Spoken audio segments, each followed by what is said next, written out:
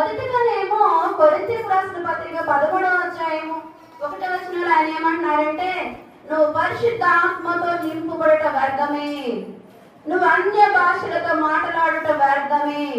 ఎప్పుడండి ఆ రెండు వ్యర్థం? నీలో ప్రేమ లేకపోతే.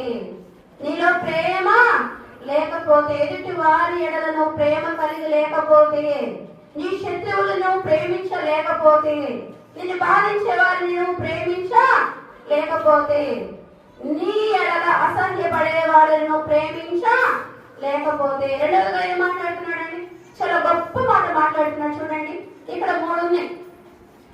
ప్రవచన వరము కలిగిన, బైబిలులో దాచబడిన మర్మములను చెప్పే జ్ఞానాత్మ నీవు కలిగి ఉన్నా, అలాగే కొండలను పెకలింపగలిగినంత విశ్వాసము నీకున్నా, అవన్నీ కూడా వ్యర్థమే. ఎప్పుడండి? ప్రేమ లేకపోతే కదా అండి. 2 మాట్లాడారు. 2వ వచనంలో ఆయన మాట్లాడుతుంది ఏంటి? ఒకవేళ ముందర భవిష్యత్తు నీకు తెలిసేమో, ముందర భవిష్యత్తు గురించి ఆయనతో మాట్లాడుతున్నారేమో, ఆ ప్రవచన వరం నీ దగ్గర ఉందేమో. అది నాకు కూడా ఇక్కడ ఈ స్థలంలో నిలబడిన సేవకుడు సేవకురాలు ఎవరైనా కూడా స్వపరీక్ష చేసుకోవాల్సిందే.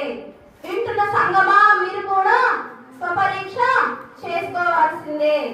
ప్రవచన వరమున్న, ప్రవచించడము అంటే దేవుడు తన బిడ్డలతో మాట్లాడతాడు. ప్రవచన వరమున్నా, అలాగే బైబిల్ అంతా కూడా అది ఒక సముద్రం. అది ఒక సముద్రం. ఎన్నో మర్మాలు దానిలో ఇమిడి ఉన్నాయి. అందులోనే వర్తమానం ఉంది, అందులోనే భూతకాలం ఉంది, అందులోనే భవిష్యత్ కాలం కూడా ఉంది.